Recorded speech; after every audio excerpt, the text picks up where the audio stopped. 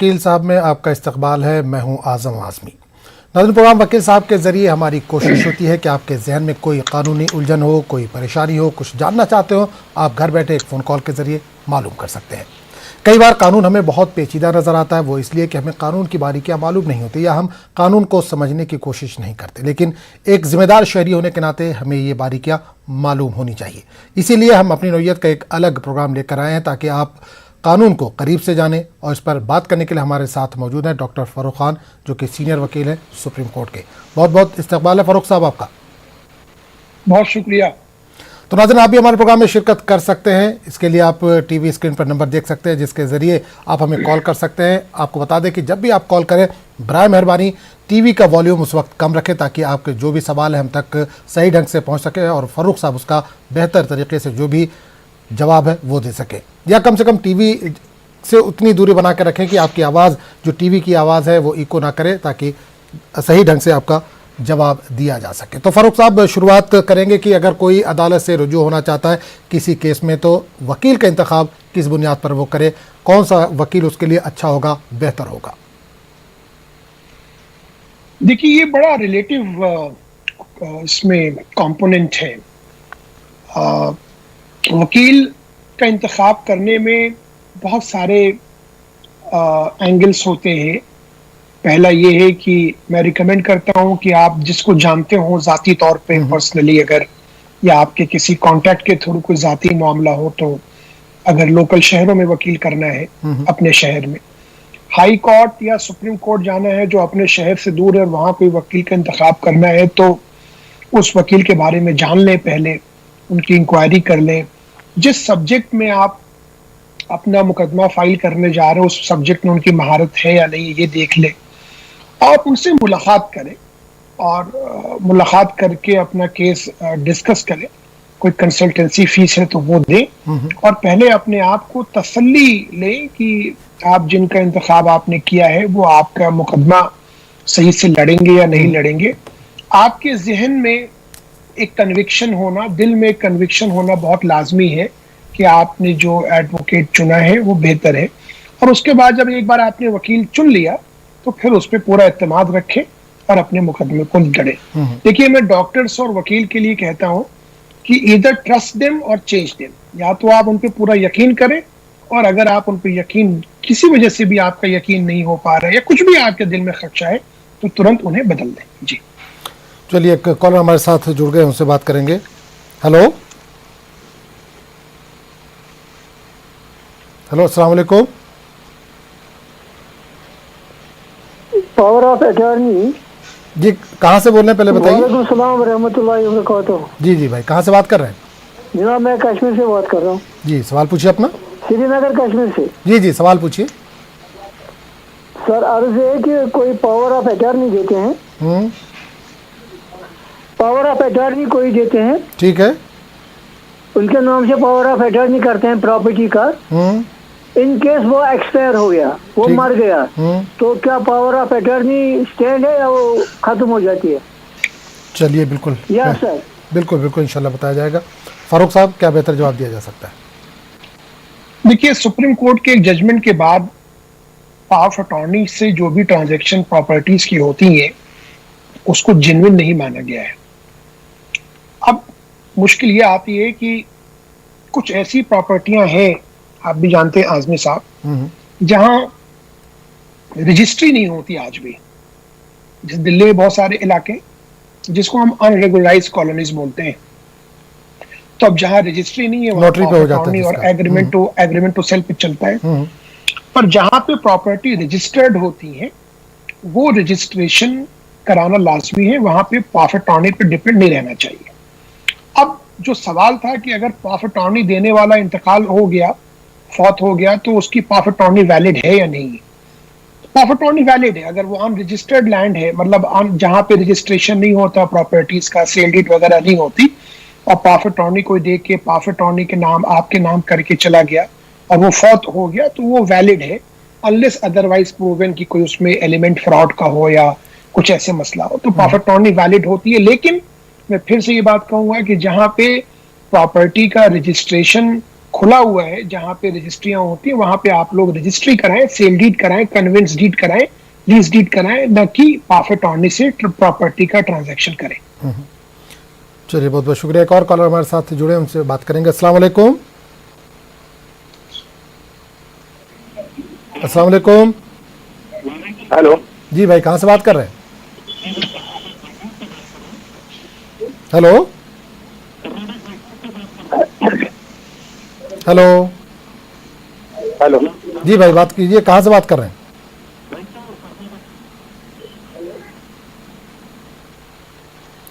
माफ़ कीजिएगा, आपकी आवाज़ हम तक नहीं पहुंच पा रही है। एक और कॉलर हमारे साथ जुड़े हैं, उनसे बात करेंगे। हेलो, अस्सलाम वालेकुम।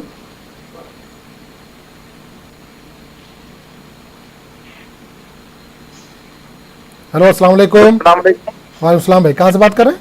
मैं कर्नाटक रायचूर से बात कर रहा हूँ। जी भाई, सवाल पूछिए अपना। जी, एक मसला ये है कि मेरे भाई सऊदी अरब में रहते हैं, उनकी अहिंसा 3 साल से इनका है, उसके बाद वो खुद को आ रहे नहीं, तो लोग केस कर सकते क्या?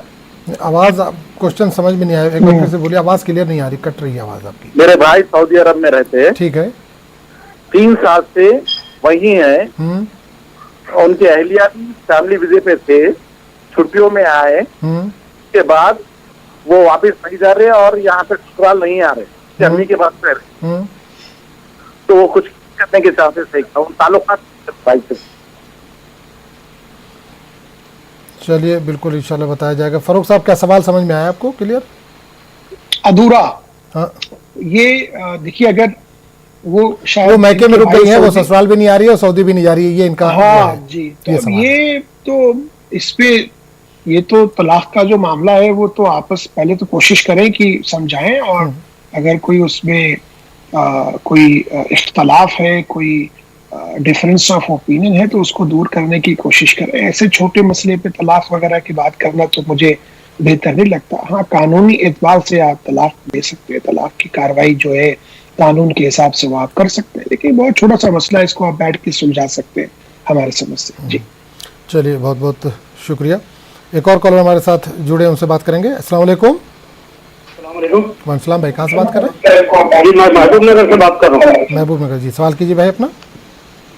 जी, मेरा कोर्ट से सर, हाईकोर्ट में, तेलंगाना हाईकोर्ट में मेरे को अननेसेसरी नौकरी से निकाल दिया गया है, जिसमें जो है मेरे ऊपर एक्शन नहीं है डिपार्टमेंटल। आप कहाँ पे काम करते थे? जी, मैं ट्रेजरी एंड अकाउंट डिपार्टमेंट में सीनियर अकाउंटेंट था। तो जो सो मेरे ऊपर वाले साथियों का कसूर है, उन लोगों को जो सो सस्पेंड कर दिए, सब कर दिए, उन पे एक्शन लिए। 4,70,000 रुपए का केस था, ऑलरेडी उन लोगों से रिकवरी करे, मेरे से रिकवरी नहीं करे, मेरे से कोई चीज नहीं है, मैं डिपार्टमेंटल एक्शन ही नहीं है। लेकिन ये सीबीसीआईडी वालों को मैं पैसे को रिश्वत पूछे तो नहीं देने की वजह से उन्हें फंसा दिए। ये टोटल तेलंगाना में 7 जगह हुआ था। 7 जगह में मेरे पोस्ट वालों को हमारे डायरेक्टर साहब नहीं लिए, यहाँ एक ही जगह मेरे को लिए, महबूब नगर डिस्ट्रिक्ट में। बाकी जो आपके दूसरे साथी थे उनकी बहाली हो गई है? नहीं, उनकी बहाली नहीं हुई, उनकी तो कैसा भी ये होती थी, उनका नहीं हुआ। तो उनके साथ हम भी लड़की में आ गए। ये सिटी सिविल कोर्ट में था ये केस। नहीं, तो आपके ऊपर क्या केस है? मेरे पास जो सो कोर्ट में कन्विक्ट हो गए तुम बोल के मेरे जॉब से निकाले आफ्टर 1 ईयर। फारूक साहब, कोई सवाल करना चाहेंगे इनसे आप? नहीं, चाहते क्या है ये? इनको जॉब से निकाल दिया है। अब मेरा अगला कदम क्या रहेगा साहब? मेरे को जॉब नहीं है, मैं पूर्व फैमिली से बिलोंग करता हूँ। अब मेरा मसला ये है कि विथआउट डिपार्टमेंटल एक्शन मेरा कन्विक्शन दे दिए सब नीचे की कोर्ट में। ठीक है, अब तो हाई कोर्ट में है, सब कोर्ट में। अब तक 4 साल हो गया सब ये। मैं समझ गया आपका सवाल, मैं समझ गया, मैं जवाब देता हूँ। देखिए, डिपार्टमेंटल एक्शन एक अलग चीज है और क्रिमिनल मुकदमा एक अलग चीज है। अगर क्रिमिनल मुकदमे में आपको सजा हो गई, आपका कन्विक्शन हो गया, तो आप उस कन्विक्शन को चैलेंज करेंगे एपलेट कोर्ट में। प्रिवेंशन ऑफ करप्शन एक्ट का मैटर होगा नॉर्मली, क्योंकि अगर आप सरकारी दफ्तर में थे और उस पे ऑफ कोर्स कोर्ट ने अगर सजा दी है तो कोर्ट ने सारे सबूत गवाह देखे होंगे, जो भी एविडेंस होगा, जो भी उसमें शोधा होंगे। लेकिन अगर आपको लगता है कि वो जजमेंट गलत है, आपका कन्विक्शन का ऑर्डर गलत है, तो कानून आपको अख्तियार देता है अपील फाइल करने का। तो आप अपील फाइल करें। अगर आपकी क्रिमिनल अपील सक्सीड कर जाएगी और आपका कन्विक्शन सेट असाइड हो जाएगा तो आपकी नौकरी भी बहाल हो जानी चाहिए, पर कन्विक्शन पे नौकरी बहाल होना ये जरा मुश्किल है। चलिए, बहुत बहुत शुक्रिया। कॉलर हमारे साथ और जुड़े, हमसे बात करेंगे। जी अस्सलाम वालेकुम। हेलो जी अस्सलाम वालेकुम। वालेकुम सलाम व रहमतुल्लाहि व बरकातुहू। जी भाई। अरे हजरत, ऐसा है, एक मकान है गोमती नगर में मिनी MIG का मेरे पास। आज से करीब 20-25 साल पहले मेरे को बुक हुआ था, तो मैंने उसको एक को दे दिया था मकान को, मतलब बेचने के लिए ऑर्डिनरी स्टैम्प पेपर पे जो है 50 रुपए के पेपर पे लिख करके। ठीक है। अब उन्होंने पूरा पैसा भी नहीं दिया है और मैं उनसे बार बार रिक्वेस्ट करता हूँ कि भाई जो है उसकी रजिस्ट्री करा लीजिए, तो वो रजिस्ट्री भी नहीं करा रहे हैं और मकान भी अपने कब्जे में रखे हुए हैं। तो मकान किसके नाम है? क्या करूं आगे प्रोसेस? और दूसरी चीज ये है कि अभी मैंने LDA से रजिस्ट्री भी नहीं कराई है अपने नाम। LDA में गया था, वो कह रहे थे आप रजिस्ट्री करा लीजिए, और उन्होंने कहा था मुझसे कि मैं रजिस्ट्री का खर्चा भी मैं दूंगा, लेकिन वो भी नहीं जो है, मतलब। तो मकान अभी, मकान है किसके नाम अभी? जी नहीं भाई, मकान अभी किसके नाम है? मकान में वो वही रह रहे हैं। नहीं, तो मकान आपने कहा कि आपने रजिस्ट्री नहीं कराई, तो मकान फिलहाल किसके नाम है? जो डॉक्यूमेंट्स है मकान के, वो किसके नाम के हैं? तो मकान के डॉक्यूमेंट तो मेरे नाम है, मुझे अलॉट हुआ, मैंने पैसा जमा किया LDA में सारा जो है। लेकिन आपने रजिस्ट्री तो नहीं कराई है उसकी? स्थिति में ये है कि वो मकान अभी उसी में रहते हैं वो। नहीं, आपने ये कहा कि आपने रजिस्ट्री नहीं कराई, आपने भी रजिस्ट्री नहीं कराई ना अपने नाम उसकी? अभी रजिस्ट्री नहीं कराई है, उन्होंने कहा था हम सारा खर्चा हम बर्दाश्त कर लेंगे, हम कर देंगे रजिस्ट्री का खर्चा ये सब। तो वही जो है, मतलब मैं जानना चाह रहा हूँ क्या करूँ मैं उसमें। चलिए, बिल्कुल इंशाल्लाह बताया जाएगा। फारूक साहब, ये अलॉटमेंट इनके फेवर में है और इन्होंने रजिस्ट्री नहीं कराई, अलॉटमेंट के बेसिस पे इन्होंने आगे ट्रांजैक्शन कर दी, किसी से एग्रीमेंट कर लिया। हाँ, और वो अब उनका मकान भी खाली नहीं कर रहे, उनको पैसे भी नहीं दे रहे। दो ऑप्शन है, पहले तो आपको ये तय करना होगा कि क्या आप मकान अभी भी बेचना चाहते हैं। बेचना चाहते हैं तो स्पेसिफिक परफॉर्मेंस ऑफ कॉन्ट्रैक्ट का मुकदमा दर्ज होगा, ताकि आप उनसे स्पेसिफिक परफॉर्मेंस कराएं, और अल्टरनेट प्रेयर में आप या अलग मुकदमा करके अगर आप खाली कराना चाहते हैं तो खाली करा लीजिए और अपने नाम पे रजिस्ट्री करा लीजिए। तो आप इस पे ज्यादा वक्त जाया न करें, कहीं ऐसा ना हो कि ज्यादा वक्त निकल जाए तो राइट टू एडवर्स पोजीशन निकल जाए, एडवर्स पोजीशन बन जाए उनका। तो आप इस पे तुरंत कार्रवाई कर लें। और अगर आप उनसे पैसे लेना चाहते हैं, भाई देखिए, अगर कोई पैसे देने की उस पर नहीं है तो कम से कम आपकी जो जायदाद है, जो मकान है, जो प्रॉपर्टी, वो तो बचती चाहिए। तो आप उस अलॉटमेंट के बेसिस पे मुकदमा फाइल कर सकते हैं, उसमें कोई मुश्किल नहीं, और इन द मीनवाइल आप रजिस्ट्री भी करा लें। इन्होंने साथ में ये भी बताया कि 50 रुपए के स्टैम्प पेपर उसको लिख के भी दे दिया फरोख्त करने के लिए। एक्चुअली ये डॉक्यूमेंटेशन जो 50 रुपए और 100 रुपए के स्टैम्प पेपर पे लोग बनाते हैं, इसकी कोई वैल्यू नहीं होती कानूनी तौर पे। आजमी साहब, ये समझने की जरूरत है कि जहाँ पे कुछ हमारे यहाँ एक कानून है जिसको हम रजिस्ट्रेशन एक्ट कहते हैं, उसके तहत उसमें ये डिफाइंड है कि कौन से ऐसे कागजात हैं जिनकी रजिस्ट्रेशन मस्ट है। रजिस्ट्रेशन से लोग बचते क्या है कि उस पर स्टैम्प ड्यूटी लगती है, तो स्टैम्प ड्यूटी देने से लोग अवॉइड करते हैं। उसके चक्कर में लोग बहुत बुरी तरह फंस जाते हैं। इसलिए मैं इस सवाल के जवाब में आपकी और भी जो व्यूअर्स हैं उन तक ये बात पहुंचे कि हमेशा ये चेक करें, ये 50 रुपए 100 रुपए के मुआहदे पे डिपेंड मत करें, ये चेक करें कि क्या जो मुआहदा आप साइन कर रहे हैं, जो आप दस्तखत कर रहे हैं, वो मुआहदा क्या उसकी स्टैम्प ड्यूटी पे करना जरूरी है या उसकी स्टैम्प ड्यूटी पे करना जरूरी नहीं है। कानून में क्लासिफाइड है कि इन डॉक्यूमेंट्स पे स्टैम्प ड्यूटी देना जरूरी है और किन डॉक्यूमेंट्स पे स्टैम्प ड्यूटी एग्जेम्प्टेड है। जी चलिए, एक और कॉलर हमारे साथ जुड़ गए, उनसे बात करेंगे। जी अस्सलाम वालेकुम। हेलो जी अस्सलाम वालेकुम। वालेकुम। जी भाई, कहाँ से बात कर रहे हैं? मैं दिल्ली से बोल रहा हूँ हजरत। जी साहब, सवाल पूछिए अपना। मेरा सवाल ये है कि मेरी एक प्रॉपर्टी है बिहार में। ठीक है। गांव की प्रॉपर्टी है। ठीक है। वो बयानामा था हमारे नाम। अब वो मेरे 2 अंकल ने उस बयानामा को मेरे फादर की रजामंदी के बगैर उसको जी सवाल कीजिए। जी, टीवी से थोड़ा दूर हो जाइए भाई, टीवी से थोड़ा सा दूर हो जाइए। टीवी से दूर हूँ मैं, आपकी आवाज आ रही है। उसको मेरे दोनों अंकल ने लदाबी लिख दिया उनको। तो ये लदाबी जो है क्या अवेलेबल है? अगर है तो वो कब बना था? और ये बताते हैं कि वो टूट गया, तो सर ये टूटा कब है? 76-77 के करीब उन्होंने ये रजिस्ट्री कराई थी बैनामा। नहीं, बैनामा तो आपके नाम है, आपने कहा आपके वालिद साहब ने उसको फिर कैसे दे दिया? मेरे अंकल ने दे दिया, मेरे वालिद साहब की रजामंदी के बगैर, बताया भी नहीं, चुपचाप जाके लिख दिया। नहीं तो बैनामा तो आपके नाम है, आपने ये बताया बैनामा आपके नाम है ना? मेरे नाम नहीं है। हाँ? मेरे दादी के नाम था। दादी के नाम है, ओके ठीक है। और मेरे वालिद 4 भाई, चारों शेयर होल्डर थे उसमें। ठीक है, 2 आदमी ने जाके उनको। ठीक है, चलिए बिल्कुल इंशाल्लाह बताया जाएगा।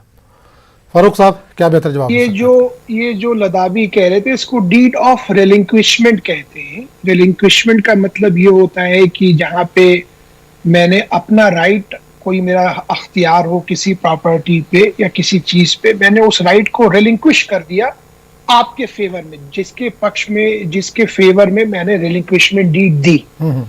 तो इस पे मामला ये है, जो सबसे इम्पोर्टेंट है वो ये है कि अगर डीड ऑफ रिलिंक्विशमेंट, आपका कहना ये है कि डीड ऑफ रिलिंक्विशमेंट जो दी गई वो गलत दी गई, या वो फ्रॉड से दी या ली गई, या फॉर्जरी से ली गई, या किसी अनड्यू इन्फ्लुएंस या कोएर्जन में ली गई, तो उसमें आप डीड ऑफ रिलिंक्विशमेंट को और उस जो भी सब्सिक्वेंट ट्रांजैक्शन उस डीड ऑफ रिलिंक्विशमेंट के बेसिस पे हुआ है उसको आप चैलेंज कर सकते हैं।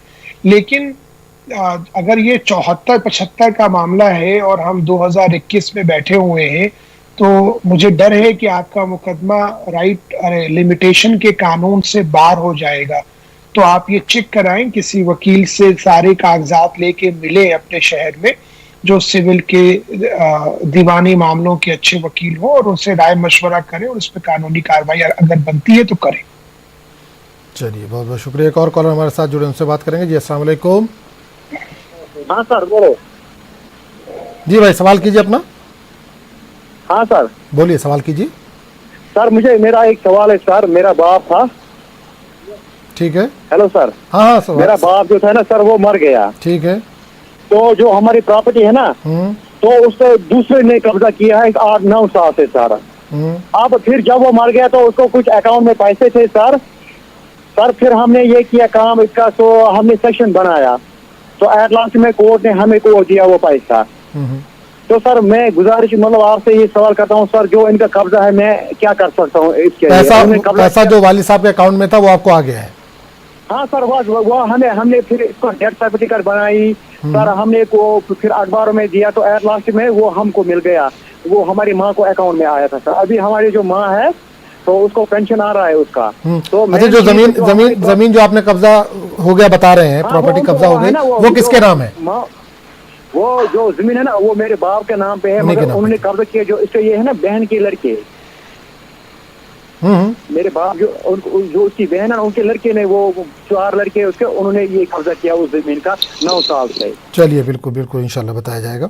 हाँ सर।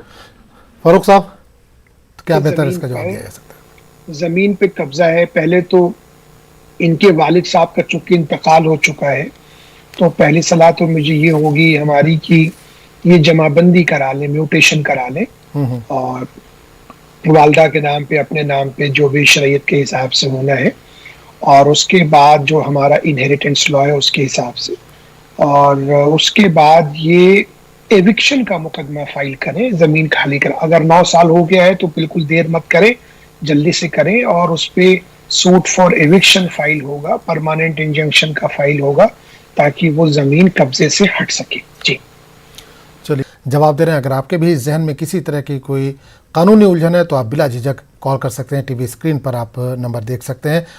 बराए मेहरबानी जब भी कॉल करें टीवी सेट से थोड़ा सा दूर होकर बात करें, या टीवी का वॉल्यूम उस वक्त कम कर दें जिस वक्त आप हमसे बात कर रहे हो, ताकि आपके सवाल बेहतर ढंग से सुने जा सके, उसका जवाब दिया जा सके। एक कॉलर हमारे साथ जुड़ गए, उनसे बात करेंगे। हेलो अस्सलाम वालेकुम। हेलो वकील साहब, अस्सलाम वालेकुम। वालेकुम सलाम। जनाब हमारा अर्ज है। जी सवाल कीजिए। जी सवाल कीजिए। सवाल हमारा ये है सर, हमने सिटीजलैंड में लिया है मकान खरीद कर। ठीक है। वो सिटीजलैंड है, मगर मकान वगैरह वो हमने लिया है। अब हम वो किराए पर दे सकते हैं, मगर हम हमें जा रहे हैं, फिर किराए वाला नहीं खाना चाहिए उसको। हेलो जी सवाल कीजिए। सवाल सवाल मेरा सर ये है, स्टेट लैंड का मकान हमने खरीदा है आज से 5 साल पहले। ठीक है। अच्छा, वो हम अब किराए पर देना था हमें, बस जा रहे हैं, हमें फिर किराया वाला निकलना चाहिए, इसीलिए हम देते नहीं। ठीक है, चलिए चलिए बिल्कुल इंशाल्लाह बताएंगे। तो फारूक साहब, ने मकान लिया है, वो किराए पे देना चाहते हैं, लेकिन इनको डर है कि किराए वाला निकलेगा नहीं, उसमें इस डर से शायद दे नहीं पा रहे हैं। देखिए, इसमें 2-3 पहलू हैं। पहला पहलू तो ये है कि किराएदार जिसको आप मकान दे रहे हैं उसका इंतखाब सही से करें, उसके एंटीसीडेंट्स वगैरह चेक कर लें, कैसा आदमी है, क्या है, कौन है। दूसरा ये है कि आप बिल्कुल किराए पे मकान दें, किराए पे मकान देने में कोई मुश्किल नहीं है, पर उसके लिए मुआहदा रेंट एग्रीमेंट, अच्छा रेंट एग्रीमेंट बनाए, कोई कायदे का वकील करें जो आपका रेंट एग्रीमेंट बनाए। अगर वो 11 महीने तक का रेंट एग्रीमेंट है तो वो रजिस्ट्रेशन उसका कंपल्सरी नहीं है, लेकिन अगर वो 11 महीने से ज्यादा का है तो उसका भी रजिस्ट्रेशन होना लाजमी है। प्लस आप जिस स्टेट से बोल रहे हैं उस स्टेट के अलग रेंट कंट्रोल लॉज वगैरह होंगे, उसमें चेक कर लें, तो किसी अच्छे वकील से मशवरा करके अच्छा एग्रीमेंट बना के, और अगर उसका रजिस्ट्रेशन लाजमी है तो रजिस्ट्रेशन करा के और प्रॉपरली आप दें, और उनसे पोस्ट डेटेड चेक वगैरह ले लें, सिक्योरिटी डिपॉजिट ले लें, और कोई मुश्किल नहीं आनी चाहिए अगर कायदे से एग्जीक्यूट करें। जी चलिए, बहुत बहुत शुक्रिया। एक और कॉलर हमारे साथ जुड़ गए, उनसे बात करेंगे। अस्सलाम वालेकुम। हेलो हेलो जी, कौन बोल रहे हैं? वालेकुम जी वंश। हेलो जी जी जी जी, सवाल कीजिए अपना। हेलो, अस्सलाम वालेकुम। वालेकुम सलाम। देखिए, हम आसाम से बात कर रहा है। आसाम से, जी सवाल कीजिए। देखिए, ये हम लोग का भाई 7 भाई मिलके एक रजिस्ट्री करना है, एक लैंड, एक पावर लैंड बोलता है हमारा इधर का, हम बंगाली आदमी है, लेकिन हमारा भाई इधर उधर रहता है बहुत दूर दूर, इसीलिए हमको सब मिलके हमारा लड़का का ऊपर वो पावर ऑफ अटॉर्नी दे दिया है। लेकिन अभी हमारा ये रजिस्ट्री हो नहीं हो रहा है लॉकडाउन के लिए। इधर लॉकडाउन के लिए तो रजिस्ट्री नहीं हो रहा है। इधर क्या हुआ, जो हमारा लड़का को जो पावर ऑफ अटॉर्नी दिया था ना, वो अभी बाहर में जाना चाहता है। अभी वो लड़का चाहे तो दूसरी को ये पावर ऑफ अटॉर्नी दे सकता है क्या? चलिए बिल्कुल बताया जाएगा जो भी बेहतर हो। फारूक साहब, अगर उस पावर अटॉर्नी में जो इनके लड़के के पास है उसमें अगर सब डेलीगेशन की पावर है तो वो दे सकता है, लेकिन नॉर्मली ऐसा करना नहीं चाहिए। पावर अटॉर्नी मेरे को अगर आपने दी हुई है आजमी साहब, वो किसी काम को करने के लिए मैं किसी और को दे दूं, वो किसी और को दे दे, तो उसे वो चेन सही नहीं आती। हाँ, अगर डेलीगेशन है उसमें तो आप कर सकते हैं टेक्निकली, लेकिन वो देखना पड़ेगा पावर अटॉर्नी में कि ऐसा कोई कॉवेनेंट या क्लॉज है कि नहीं है। तो इनको चाहिए कि वो लेके किसी अच्छी दीवानी के वकील से मिले अपने शहर में और उनसे मशवरा करें, वरना फिर दूसरी पावर अटॉर्नी एग्जीक्यूट करा लें। चलिए, बहुत बहुत शुक्रिया। एक और कॉलर हमारे साथ जुड़े हैं, उनसे बात करेंगे। जी अस्सलाम वालेकुम। वालेकुम सलाम। जी, कहाँ से बात कर रहे हैं? अप्पा, मैं बेंगलुरु कर्नाटक से बात कर रही हूँ। जी जी, सवाल कीजिए। शाकिरा बानो करता। ठीक है, सवाल कीजिए। हमें 6 बहना है। 6 बहना अप्पा के सही हयात में तुम्हारा आप जो प्रॉपर्टी अप्पा जो कमाए वो सप्तापुर में है, वो उनको दे भाई को। हाँ, और है नहीं जो बहना को दे है नानी का घर, वो कब तक छोड़े नहीं भाया गए तो झगड़ा लफड़ा करते हैं। 4 भाइयां हैं। 6 बहन है, 4 भाई हैं। हाँ, 6 भाई ना 4 भाई है। जो अब्बा की जो प्रॉपर्टी है वो उनको दिए, 12 घर है वो सप्तापुर में, उनको दी। ये लाइन बाजार में हमारे बहना की बोले तो नानी की प्रॉपर्टी है, वो हम ना देते अब्बा, वो है नहीं दे रहे नहीं, वो तुम्हारा रहते बोल के अब्बा के बाद में वहाँ स्कूल नजदीक होता 5 साल रहते बोल कर खाली नहीं कर रहे। अच्छा, आप 6 बहनों की शादियां हो चुकी हैं? 6 बहनों की शादी हुई। 6 बहनों का नाम ये सब तेरे रजिस्टर में अब्बा 6 बहनों का नाम करेंगे। ठीक है। ना टैक्स भर रहे वो घर का, गए तो झगड़े लफड़े करते हैं। जमात के गए, जमात वाले बोले नहीं तुम्हारे बहना, तुम्हें 6 बहना मिल को गए, 3 महीना है नहीं, वो लड़े झगड़े करते हमें नहीं आते करके बोले। हमें 3 महीना गए तो हम ना गाली गलोच करको झगड़ा करको भेज। चलिए बिल्कुल। बड़े भाई का नाम जाफर है, छोटे भाई का नाम मैनो है, एक का नाम की जरूरत नहीं है, नाम की जरूरत नहीं है। चलिए फारूक साहब, क्या कुछ बेहतर बताया जा सकता है इसमें?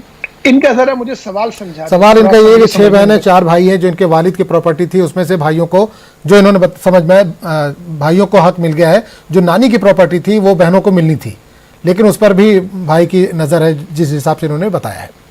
अगर गए तो गाली गलौज तो वो तो फिर पार्टीशन सूट का मामला है। ये अगर जायदाद में तकसीम का कोई भी डिस्प्यूट है और वो आपसी रजामंदी से बात नहीं बन पाती है जैसा इन्होंने बताया, तो फिर उस हालात में फिर तो पार्टीशन सूट फाइल करना पड़ेगा सिविल कोर्ट में। तो पार्टीशन सूट फाइल करें और कोर्ट तय कर देगी जो भी हिस्से सबके होंगे कि भाई कौन सा हिस्सा किसका है। जी नहीं, अगर इसमें कुछ रिटर्न में ना हो, एक जबानी है कि भाई जो नानी की प्रॉपर्टी है वो लड़कियों को मिलेगी, जो वालिद की प्रॉपर्टी है वो बेटों को मिलेगी, कहीं अगर रिटर्न में नहीं है जबानी है तो फिर क्या करेंगे? अगर ओरल हिबा है अगर गिफ्ट है तो ओरल हिबा का भी कॉन्सेप्ट है। आप ओरल हिबा प्रूफ करना पड़ेगा आपको। और अगर हिबा नहीं है और एंसेस्ट्रल प्रॉपर्टी में नानी के बाद सिर्फ इनकी माँ थी और माँ से बच्चे हैं, कोई उनके और कोई उनकी माँ के पास प्रॉपर्टी आई, फिर इनके पास आना है, कोई वसीयत थी, तो ये सब चीजें डिपेंड करती हैं फैक्ट्स ऑफ द केस पे। तो फैक्ट्स ऑफ द केस हमेशा चूंकि बहुत कॉम्प्लिकेटेड मैटर्स होते हैं सिविल लॉ के, तो हमेशा कोई भी इस पे एक यूनिफॉर्म राय नहीं बनती है। ये सिचुएशन पे, मद्देनजर पे, उनके मुकदमा के जो भी पहलू हैं उन सब पे गौर व फिक्र करने के बाद ही कोई एडवाइस इस पे बन पाएगी, कोई हतमी राय तब बन पाएगी इस पे। जी चलिए, बहुत बहुत शुक्रिया। एक और कॉलर हमारे साथ जुड़े, उनसे बात करेंगे। जी अस्सलाम वालेकुम। हेलो हेलो जी, कौन बोल रहे हैं? जी अस्सलाम वालेकुम। जी मैं उत्तराखंड से बोल रही हूँ। जी सवाल कीजिए। जी सवाल हमारा ये है कि हमारे भाई की वाइफ ने हमारे पर झूठा दहेज का आरोप लगा रखा है और केस चल रहा है। तो चार्जशीट में से तो हम लोग सब बरी हो चुके हैं, हमारे सबके नाम आउट हो गए हैं। हमारे सब भाई बहनों के नाम लिखवा रखे थे, एक बहन है और 4 भाइयों के नाम थे, मम्मी पापा के थे। तो इसमें जो है उसने झूठे गवाह ला के कोर्ट में खड़े कर दिए हैं, और जबकि हमारी चार्जशीट में से हम सबका नाम निकल चुका है।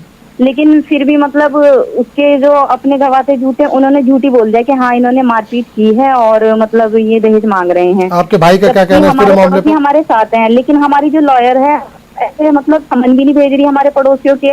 और जाके जब उसने झूठे गवाह वहाँ पर खड़े किए कोर्ट में, तो हमारी लॉयर जाके खड़ी भी नहीं हुई वहाँ पे। उसने मतलब एप्लीकेशन लगा दी कि मैं किसी वजह से आ नहीं पाई कोर्ट रूम में। तो सर हमें ऐसा लग रहा है कि शायद हमारा लॉयर हमारा साथ नहीं दे रही है। तो सर प्लीज हमें बताइए कि हम समन कैसे मंगवाएं अपने पड़ोसियों के, क्या क्या इन्फॉर्मेशन है, आप मेरे को रास्ता दिखाइए। चलिए बिल्कुल इंशाल्लाह बताया जाएगा। जी वकील साहब, इनकी बातों में कुछ कॉन्ट्रडिक्शन है। ये कह रही है कि चार्जशीट में से नाम निकल गया, फिर गवाही हो गई, समन आ गए। तो अगर चार्जशीट में पुलिस ने नाम नहीं दाखिल किया और फिर उन्होंने आपको समन किया है कोर्ट ने, तो इसका मतलब कि 319 CRPC 319 में समन किया होगा। तो उस सिचुएशन में अगर गवाही हुई होगी, गवाही में इनका नाम आया होगा, तो कोर्ट ने समन कर लिया होगा। और अगर इनका एक इल्जाम ये भी है कि इनके जो लॉयर हैं वो इनको सही से कोऑपरेट नहीं कर रहे। तो जैसा मैंने पहले बोला, आजमी साहब की वकील और डॉक्टर का मामला तो ये है कि आप तो पूरा इत्मीनान ना हो जाए, भरोसा करें। हाँ, या तो उन पे आप पूरा भरोसा करें या उन्हें आप बदल दें। तो आप इसमें किसी अच्छे क्रिमिनल लॉयर से साबका करें, उनसे कांटेक्ट करें, उन्हें अपनी पूरी फाइल दिखाएं, उनसे बात करें और सही जो उस पर कानूनी कार्रवाई होगी। समन खुद से जाके नहीं लिया जाता, समन कोर्ट से सर्विस होती है, दस्ती भी सर्विस होती है, पर दस्ती के लिए फिर कोर्ट में एप्लीकेशन लगानी पड़ती है। तो सब चीजें डिपेंड करती हैं। तो ये जो प्रोसीजरल चीजें ये आप नहीं कर सकते, ये कोई लॉयर ही करेगा। तो अगर आप अपने वकील से अगर आपका मामला नहीं बन पा रहा है, तो आप किसी और वकील को हायर करें जो इन बातों की समझ रखते हो, उनसे उस काम को कराएं। जी चलिए, बहुत बहुत शुक्रिया। एक और कॉलर हमारे साथ जुड़ गए। जी अस्सलाम वालेकुम। जी अस्सलाम वालेकुम। वालेकुम अस्सलाम व रहमतुल्लाहि व बरकातहू। भाई ऐसा है, अभी मैंने आपसे बात कर रहा था, लाइन कट गई तो पूरी मैं आपका जवाब नहीं सुन पाया।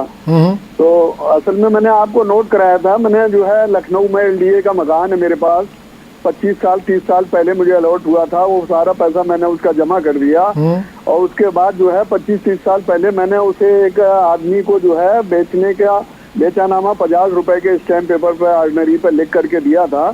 और वो जो है अभी कुछ पैसा मेरा उनके पास रह गया, वो रजिस्ट्री जो है नहीं कर रहे हैं। मैंने उनसे कहा आज की कीमत के हिसाब से जो पैसा मेरा बनता है वो मुझे दे दो, तुम रजिस्ट्री अपने नाम करा लो। वो कोई रेस्पॉन्स भी नहीं दे रहे हैं, और जबकि ऑर्डिनरी जो है स्टैम्प पेपर पे लिखा हुआ है।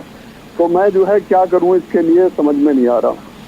इसका जवाब तो दे दिया गया था बहरहाल फारूक साहब, अगर मुख्तसरन कुछ जवाब दे दिए, भाई लाइन पे है तो।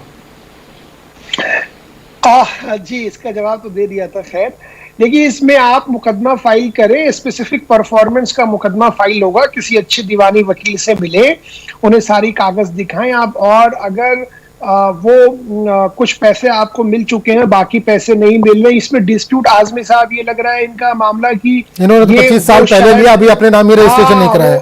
हाँ, नहीं, इसमें एक डिस्प्यूट का मामला मुझे ये लग रहा है कि वो पैसा दे रहे होंगे पुराने रेट से, जब इनका मुआहदा हुआ होगा, ये मौजूदा रेट मांग रहे होंगे। हाँ, तो अगर ये, अब देखिए, ये तो आपका मुआहदा में क्या लिखा हुआ है, ये तो मैं इस पे नहीं कमेंट कर सकता बिना उस मुआहदे को देखे हुए। तो आप अगर नहीं, उनको आपको पैसा नहीं दे रहे तो आप स्पेसिफिक परफॉर्मेंस का मुकदमा फाइल कीजिए और अल्टरनेट पर उसमें एविक्शन के ले लीजिए। अगर आप नहीं लेता तो उनका पैसा हमको वापस कर दीजिए और अपना मकान ले लीजिए। तो इसके लिए आपको मुकदमा करना पड़ेगा, और रजिस्ट्री अगर नई मकान की हुई है तब भी आप मुकदमा कर सकते हैं अलॉटमेंट के बेसिस पे। जी, अच्छा, इन्होंने जैसे जिस तरह से कहा कि एग्रीमेंट ऑलरेडी इन्होंने कर दिया 50 रुपए या 100 रुपए के स्टैंप पेपर पर, जाहिर सी बात है 10 साल 15 साल पहले का एग्रीमेंट कुछ इनका बताया जा रहा है, तो अगर वही रेट वो देना चाह रहा है तो क्या कोर्ट इनके हक में रहेगा या जिसने खरीदा उसके हक में रहेगा? अब ये तो डिपेंड करता है कि मुआहदे में लिखा क्या है। मुआहदे में लिखा है, मान लीजिए कि आपको 15 साल पहले ही 1 साल के अंदर सारे पैसे देने थे और उन्होंने नहीं दिए, तो 15 पैसे तो वही मिलेंगे 15 साल का, उस पर इंटरेस्ट मिल जाएगा, कॉम्पनसेशन मिल जाएगा। जी, चलिए, बहुत बहुत शुक्रिया। तो नाज़रीन, अगर आपके भी जहन में कोई सवाल है किसी तरह के, फिर आपका इस्तकबाल, हमारे साथ डॉक्टर फ़ारूक साहब इस वक्त मौजूद है जो आपके सवालों के जवाब दे रहे हैं। अगर आपके भी जहन में किसी तरह की कोई कानूनी उलझन है तो बिला झिझक आप कॉल कर सकते हैं, टीवी स्क्रीन पर नंबर फ्लैश हो रहे हैं। एक कॉलर को इसमें शामिल करेंगे। जी, अस्सलाम वालेकुम। हेलो जी, अस्सलाम वालेकुम। जी भाई, कहाँ से बात कर रहे हैं? ऐसा है, हमारी नानी ने मकान लिया है, समझाई जी, नानी ने मकान लिया है जी। में 3 महीने का टाइम था, वो 3 महीने से फिर 2 महीने का बढ़ा दिया, फिर 2 महीने का बढ़ा दिया, अभी तक खाली भी नहीं कर रहा है, क्या किया जाए? नानी का मकान था, आपने उसको रेंट पे दिया है? नहीं, नानी ने मकान लिया है। ठीक है जी, तो खरीदा है, जिसने 2 लाख बयाना दिए हुआ है, समझा ने 3 महीने का टाइम दे फेल कर दिया, फिर कहा कि भाई आप टाइम ने अभी नहीं मिला है मकान, 2 महीने का और टाइम ले लिया, अब फिर 1 महीने का और टाइम ले लिया, अभी भी तो आ रहा है चल ठीक है मैं देखता हूँ, अभी तक खाली नहीं किया, क्या किया जाए? चलिए, बिल्कुल इंशाल्लाह बताया जाएगा। तो फारूक साहब, क्या सवाल क्लियर समझ में आ रहा है आपको इनका? जी हाँ, समझ गया। मकान जिससे लिया है वो मकान का पोजीशन नहीं मिला है, तो अगर इसमें 2 हैं। एक बात देखिए, अभी तो कुछ वक्त भी ऐसा चल रहा है आजकल पैंडेमिक की वजह से जो वबा है, तो देख लें, अगर बात बनती है तो ठीक है, अगर नहीं बनती है तो फिर आपको मुकदमा फाइल करना पड़ेगा। वही स्पेसिफिक परफॉर्मेंस ही फाइल होगा इसमें, और एविक्शन भी फाइल होगा। तो ये डिपेंड करता है कि आपने कोई मुआहदा वगैरह किया है, नहीं किया है, पैसे वैसे की पर्ची वर्ची आपके पास जो आपने कैश नकद दिया है वो है नहीं है, इन चीजों पर डिपेंड करता है। पर कोशिश करें कि इसमें ऐसे ही, आजकल बहुत सारी अदालतों में हर स्टेट में प्री लिटिगेशन मेडिएशन सरकार भी बढ़ावा देती है, तो आप वहां जाके मेडिएशन में भी एक्सप्लोर कर सकते हैं। तो वो उसमें अखराजात भी कुछ नहीं होते और जरा फास्ट भी है, शायद मामला निपट जाए मेडिएशन में। जी, चलिए, बहुत बहुत शुक्रिया। एक और कॉलर हमारे साथ जुड़ गए, उनसे बात करेंगे। जी, अस्सलाम वालेकुम। जी भाई, कहाँ से बात कर रहे हैं? मैं तेलंगाना से बात कर रहा हूँ, अजीम बात कर रहा हूँ। जी अजीम साहब, बताइए क्या सवाल है? वहाँ पे 28 एकड़ जमीन है सर, 2 एकड़ 24 गुंठे थे, 1 एकड़ 24 गुंठे बेचिए और 28 गुंठा जो है कब्रिस्तान की लैंड है सर ऊपर। तो वहाँ पे क्या कब्जा नहीं हट रहा सर वहाँ पे, क्योंकि ऊपर कोई कंस्ट्रक्शन काम नहीं करे उस लैंड पे, ओपन ही है। तो वहाँ पे बीच में जरा फिरने के लिए पैसा बहुत खर्चा हो सर, इसलिए तो सरकारी वकील रख के मैं कोर्ट से काम कर सकूँ सर। नहीं, 28 एकड़ जमीन, ये तो आपने बताया कब्रिस्तान की लैंड है ना? हाँ, कब्रिस्तान का 2021 के रिकॉर्ड में पानी में आ रहा है सर हमारा लैंड ही, 28 गुंठा कब्रिस्तान मिल गया। तो वो लोग हटाने की कोशिश कर रहे थे वहाँ पे। मैं पानी, खासरा पानी हर साल चेक करता हूँ सर जाके। आपके नाम है वो? हाँ, अपने दादा के नाम पे। दादा के नाम, तो क्या उस पर कोई कब्जा वगैरह करने की कोशिश कर रहा है? नहीं, बाजू जो 1 एकड़ 24 गुंठे जो खरीदा ना सर, वो पूरा एक्वायर कर लिया आपने। अच्छा, पूरा एक्वायर 28 एकड़ भी पूरा कर लिया? कर लिया। तो उसको कोई पूछा क्या सर ये जमीन बेचे नहीं, हम ऐसा क्या साफ कर लिए हो तो कब्जा मेरा है, बता रहा हूँ। ठीक है, बिल्कुल इंशाल्लाह बताया जाएगा। तो फारूक साहब, एक या 2 एकड़ किसी की ज़मीन थी, इनकी 28 एकड़ उसके बराबर में थी, तो उसने उस पर कब्जा कर लिया, बोला कि मेरी ज़मीन है, जबकि पानी जो बता रहे हैं कि इनके दादा के नाम आ रहा है। तो मुकदमा करें उस पे मुकदमा करना पड़ेगा इनको। नहीं, वही सवाल करेंगे, काफी लंबा प्रोसेस होगा, खर्चा ज्यादा आएगा, क्या सरकारी वकील इसमें कर सकते हैं? नहीं, सरकारी वकील कैसे करेंगे? हाँ, अगर ये इनके पास पैसे नहीं है, अब 28 एकड़ जमीन है, तो ये उस वाली कैटेगरी में भी नहीं आएंगे, वरना इनको लीगल एड का वकील मिल जाता। अगर बिलो पॉवर्टी लाइन उनके पास बीपीएल कार्ड वगैरह है, तो अपने जिले में जाके लीगल एड की हर कोर्ट में एक दफ्तर होता है जहाँ पे फ्री में वकील मुहैया कराए जाते हैं, लेकिन उसकी रिक्वायरमेंट होती है। अगर ये बीपीएल वगैरह है, इनका जो भी इनके स्टेट की रिक्वायरमेंट हो वहाँ लोकल, उसके हिसाब से इनको वकील मिल सकता है, अदरवाइज इन्हें खुद वकील करना पड़ेगा अपनी प्रॉपर्टी बचाने के लिए। जी चलिए, बहुत बहुत शुक्रिया। एक और कॉलर हमारे साथ जुड़ गए, उनसे बात करेंगे। अस्सलाम वालेकुम। हेलो हेलो जी, अस्सलाम वालेकुम। वालेकुम सलाम जी भाई, कहाँ से बात कर रहे हैं? दिल्ली से। जी, सवाल कीजिए। जी, सबसे मेरा एक सवाल था कि हमारे एक जगह है, हमने किराए पे दे रखी है, उसका हमने 2 साल का रजिस्ट्रेट एग्रीमेंट करा रखा है किराए का। तो उसको खाली कराने के लिए अगर कोई कभी ऑप्शन आती है तो उसके लिए क्या हमें रूल करना पड़ेगा? मतलब जो 2 साल का एग्रीमेंट है, अगर उससे पहले आप खाली कराना चाहते हैं? नहीं, पहले नहीं, जैसे हमसे 1 महीने पहले बोलते हैं जी अब खाली कर दो आप, अगर वो नहीं करे तो क्या करना पड़ेगा? ठीक है, चलिए बिल्कुल बेहतर बताया जाएगा। लीज एग्रीमेंट अगर रजिस्टर्ड है तो कोई दिक्कत नहीं है, अगर उसमें आर्बिट्रेशन है तो आपको आर्बिट्रेशन नोटिस वो करना पड़ेगा, उसमें जुरिसडिक्शन कोर्ट का है तो आपको, अगर वो खाली, आप उसमें एग्रीमेंट में ये भी लिखा होगा कि टर्म ऑटोमेटिक रेन्यूअल वगैरह नहीं होगा, तो आप जब लीज एग्रीमेंट एक्सपायर होने से 1 महीने पहले अगर आपको मकान खाली कराना है, या 3 महीने पहले जो भी मुआहदे में लिखा हुआ आपके, उसके हिसाब से आप उसको एक नोटिस दे दीजिए। नोटिस देने के बाद वो खाली नहीं करता तो आप मुकदमा कर दीजिए। जी बिल्कुल। वकील साहब, एक सवाल यहाँ पे ये भी करना चाहूँगा कि 11 महीने का जो भी एग्रीमेंट हमने कराया, किसी ने भी कराया, जिसके नाम कराया, बताया जा रहा है कि अगर 11 महीने उसको आगे कंटिन्यू करना है तो किसी और के नाम से कराया जाए, उसी नाम पे ना कराया जाए, क्या इस तरह का कुछ भी है? नहीं, ये ऐसा कुछ भी नहीं है, ये तो कान इस हाथ से न उस हाथ से पकड़ने वाली बात है। अब 11 महीने का कॉन्ट्रैक्ट रिन्यू करा सकते हैं, कोई मुश्किल नहीं। नहीं, वही कह रहे हो कि 5 साल 6 साल अगर कोई रह लिया तो उससे कब्जे के खतरे बढ़ जा रहे, जैसे आम नहीं, तो फिर आप बदल, अगर आपको ये डर है तो आप किराएदारी बदल दीजिए। किराएदारी बदलते, चलिए जी, ऐसा कोई नहीं है कि आप बदल के कॉन्ट्रैक्ट करो, उससे कोई फर्क नहीं पड़ता। चलिए, एक और कॉलर हमारे साथ जुड़े, उनसे बात करेंगे। जी, अस्सलाम वालेकुम। Hello sir. हेलो, हाँ जी सर। हाँ बोलिए सर, सवाल कीजिए। सर, मैंने पूछना था कि मेरा फ्रेंड है और उसके सिस्टर ने ना अपनी सास के आने में दबाव में आकर सुसाइड किया है। आपका फ्रेंड है, सास के दबाव में आके? मेरा फ्रेंड है, उसकी बहन ने ना उसकी सास ने उसको प्रेशर डाला है, उसका बॉयफ्रेंड था, तो उन्होंने मिलकर उस पर प्रेशर डाला, तो उसने ना मेंटली होकर सुसाइड किया है। उसे मेंटली टॉर्चर किया गया था। ठीक है। तो सर वो अभी भागे हुए हैं, वो हमें इतना मालूम है कि वो एक तो जम्मू में भागा हुआ है, एक जलंधर में रह रहा है, जिन्होंने मतलब कि उनको दबाव डाला था। ठीक है। तो जो लड़के की सास थी, उसका बॉयफ्रेंड था, उन्होंने मिलकर ऐसे ना उसको बहुत ही ऐसे बोलना, रोज दहेज की वजह ऐसे वैसे, तो उस लड़की ने ना अपने छोटे से 1.5 साल बच्चे के सामने सुसाइड कर लिया, फांसी लगा ली। नहीं तो क्या पुलिस केस दर्ज हुआ? क्या ये लोग नामजद है तीनों लोग? क्या सर? क्या केस वगैरह कुछ दर्ज हुआ इसमें? सर केस तो हमने दर्ज उसी टाइम करवा दिया था, पुलिस ने इन्वेस्टिगेशन की थी, चेक किया, सब कुछ देखा था पुलिस ने, सबूत ले लिए थे। तो अब पुलिस बोल रही है कि अगर वो पकड़े जाएंगे तो हम आगे की तहकीकात करेंगे। नहीं, तो ये 3 लोग आप बता रहे हैं फरार हैं, तो तीनों के नाम है उसमें? तीनों के नाम है सर। ठीक है, चलिए बिल्कुल बताया जाएगा। फारूक साहब, ये इन्वेस्टिगेशन के दौरान मामला चल रहा है, अगर मुकदमा दर्ज है और मुकदमा दर्ज में पुलिस उनको दबिश डाल रही है, तलाश कर रही है, तो जब पकड़े जाएंगे तो उस हिसाब से कार्रवाई चलेगी। तो ये तो पुलिस के ऊपर है, आप पुलिस से कोऑर्डिनेट करते रहें, उनसे स्टेटस लेते रहें। आपको लगता है कि अगर पुलिस सही से अपना काम नहीं कर रही है तो उसकी एक अलग कानूनी कार्रवाई होती है, वो भी आप कर सकते हैं।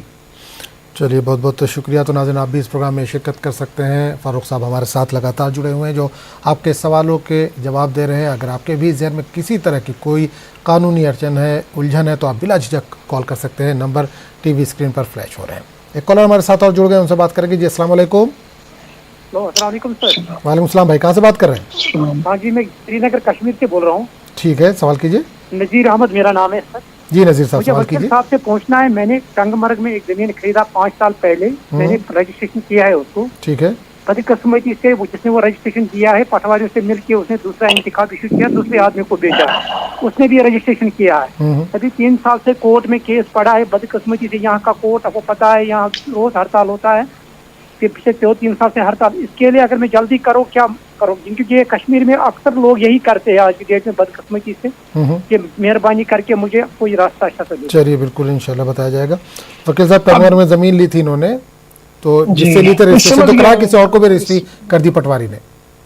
हाँ, ये बड़ा आम तरह का फ्रॉड है। अब मुश्किल क्या है कि इन्होंने ऑलरेडी मुकदमा कर रखा है, जैसा इन्होंने बताया, और अब मुकदमा प्रोग्रेस नहीं हो पा रहा है क्योंकि हड़ताल वगैरह है वहां पे और कोर्ट्स में नहीं पड़ा। तो अच्छे से पैरवी करें मुकदमे की। अगर आपको लगता है कि आपका मुकदमा नहीं सुना जा रहा है वक्त पे, तो आप हाई कोर्ट चले जाए, वहां से कोई टाइम बाउंड डिस्पोजल का ऑर्डर ले सकते हैं। लेकिन पहले आपको हक्कन कानून यही कोशिश करें कि नीचे ही आपका मुकदमा अच्छे से चले और उसकी पैरवी करें मुकदमे की जम के। तो जो कोर्ट का फैसला होगा, अगर आपके साथ गलत हुआ है, तो कोर्ट सारे जो है वो एविडेंस वगैरह देख के और आपके हक में फैसला मिलना चाहिए आपको। जी चलिए बहुत बहुत शुक्रिया। एक और कॉलर हमारे साथ जुड़े, उनसे बात करेंगे। जी अस्सलाम वालेकुम।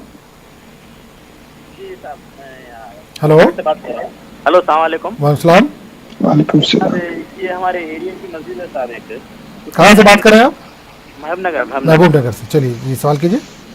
तो एक हमारे एरिया की मस्जिद है। मस्जिद में जो है तो मंडी में किराएदार थे साहब, 30 साल से है तकरीबन।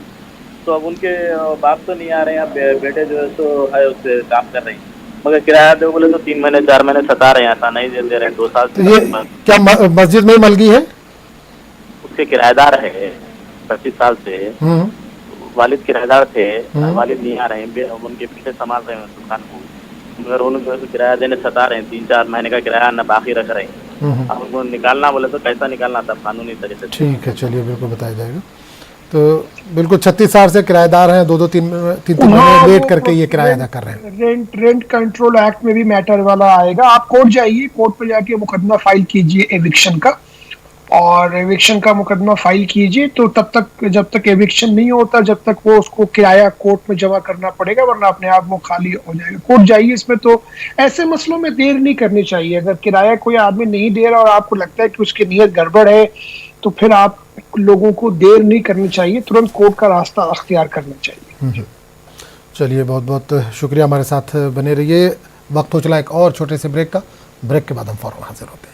हम वकील साहब, एक बार फिर आपका बहुत बहुत इस्तकबाल है। प्रोग्राम को आगे बढ़ाएंगे, एक कॉलर को शामिल करेंगे। जी अस्सलाम वालेकुम। अस्सलाम वालेकुम। वालेकुम सलाम भाई, कहाँ से बात कर रहे हैं? जी, मैं कश्मीर से, गांधरबल से बोल रहा हूँ, डिस्ट्रिक्ट गांधरबल से। ठीक है, सवाल कीजिए। मेरा नाम है मोहम्मद अशरफ। ठीक है, सवाल कीजिए। जी, मेरा सवाल ये, जो मेरे मासी है, तो उसका जो पति था, उसको जो बहन के लड़के थे, वो उन्होंने रखा था वो कब्जा जमीन जो उनके हक में था।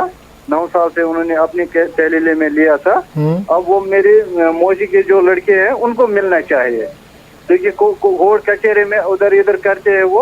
उन्होंने जब ये जो मसला है रखा है अपने तहलीले में, वो हमको नहीं मिल पाता है। नहीं तो मौसी के बच्चों को नहीं मिलके उनकी बहन के बच्चों को मिल रहा है?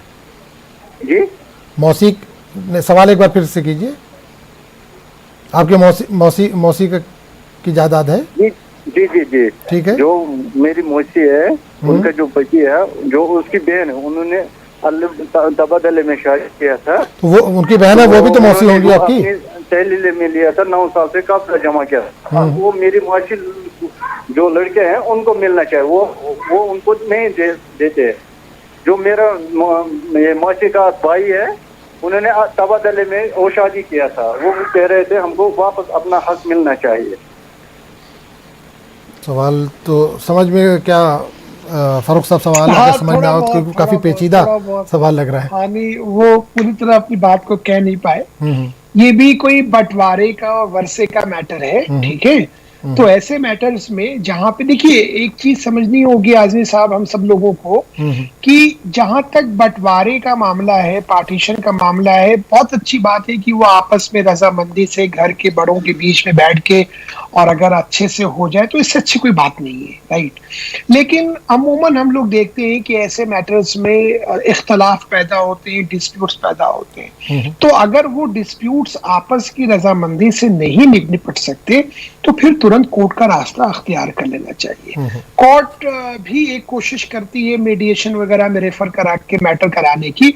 अगर मुकदमा शायद वहां बन भी जाते हैं, बहुत सारे मीडिएशन के रिकॉर्ड्स तो बहुत अच्छे भी आ रहे हैं आजकल दिल्ली वगैरह के, और अगर वहां नहीं तो कोर्ट उसको जो है वो कानून के हिसाब से फैसला दे के और उसको क्लोज करेगी। जी चलिए, बहुत बहुत शुक्रिया। एक और कॉलर हमारे साथ जुड़े, उनसे बात करेंगे। जी अस्सलाम वालेकुम।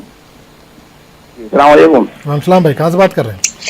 हाँ, मैं सहारनपुर यूपी से मोहम्मद सिराज बोल रहा हूँ। जी सिराज भाई, बताइए, सवाल कीजिए।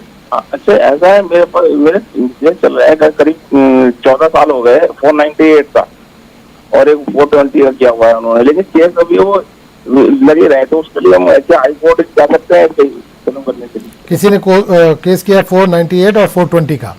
हाँ ठीक है, चलिए बिल्कुल। 498 है वो दौरी वाला मुकदमा होता है, इनकी एहलिया ने किया होगा गालिबन, या इनकी किसी रिश्तेदार ने किया होगा। हाँ जी। तो देखिए हिंदुस्तान में क्रिमिनल मुकदमे की पेस ऐसी है और 498 वगैरह के मुकदमे ऐसे ही चलते हैं, 420 वगैरह के। तो उसमें मुकदमा नहीं चल रहा है तो आपको क्या परेशानी है? आपको जेल में तो है नहीं, आप जमानत पे हैं, आप बाहर हैं, तो जब मुकदमा चलेगा तो आपको क्या जल्दी उस मुकदमे? और मुकदमा चलने से कोई मुलजिम तो नहीं बन जाता कि आप, जब तक आप पे मुकदमा साबित नहीं होता जब तक तो आप इनोसेंट हैं। तो मुझे नहीं लगता कि इस पे आपको कोई परेशान होने की जरूरत है। हाँ, बस मुकदमे पे निगाह रखिएगा ताकि जब भी मुकदमे का ट्रायल शुरू हो तो आप मुकदमे के ट्रायल में शामिल हो, उसमें पार्टिसिपेट करें ताकि कोई चीज आपके खिलाफ न जाए। जी। और जो भी चीजें आपने अपना केस प्रेजेंट करना है वो अपना डिफेंस आप अपना वहां कायदे से प्रेजेंट कर सके, तो इस पे निगाह रखिए। बाकी इसमें और कोई कुछ करने की मुझे तो जरूरत दिखाई नहीं देती। जी चलिए, बहुत बहुत शुक्रिया। एक और कॉलर हमारे साथ जुड़ गए हैं। जी अस्सलाम वालेकुम। अस्सलाम वालेकुम। वालेकुम अस्सलाम भाई, कहाँ से बात कर रहे हैं? हेलो। जी जी, सवाल कीजिए अपना। वालेकुम सलाम। जी जी भाई, सलाम। मैं तेलंगाना से बात कर रहा हूँ। ठीक है। एक छोटा प्रॉपर्टी डिस्प्यूट है, तो वो साहब मेरे पड़ोसी ने जाके पुलिस में FIR दे दी है मेरे खिलाफ में। तो पुलिस से मुझे भी कॉल आया था, मैं भी जाकर वहाँ पे क्लियर कर दिया कि वो इलीगल कंस्ट्रक्शन था उनका, और फोटो पिक्चर्स वगैरह के साथ में दे दिया। ठीक है। तो अब ये पूछना ये है कि वो अभी लॉकडाउन हो गया तो वो लोग इंस्पेक्टर बोली थी कि ये सिविल केस है, केस को मैं कोर्ट को भेजाऊंगी। उसके बाद फिर वो लोग बोले कि नहीं कोर्ट को नहीं जाएंगे, कॉम्प्रोमाइज कर लेंगे। ठीक है। अब वो लोग कॉम्प्रोमाइज करेंगे बोले, लेकिन वो पिटीशन तो वापस नहीं लिए वो लोग। तो अब मुझे सऊदी जाने का है, तो मैं जा सकता हूँ? अब FIR है तो सऊदी आपको जाना है? आपको सऊदी जाना है? हाँ जी, सऊदी जाना है। ठीक है, चलिए बिल्कुल। वकील साहब, अगर कॉम्प्रोमाइज हो गया है तो बेहतर है उनसे बात करके और उस पर क्लोजर रिपोर्ट लगवा लें या हाई कोर्ट जाके FIR क्वाश करा लें, फिर आप चले जाएंगे सऊदी, फिर ये मुकदमा FIR दर्ज हो गई है तो वो रहेगा और वो आपको परेशान कुन जो है वो परेशान करेगा, फिर आपको बीच में आना होगा।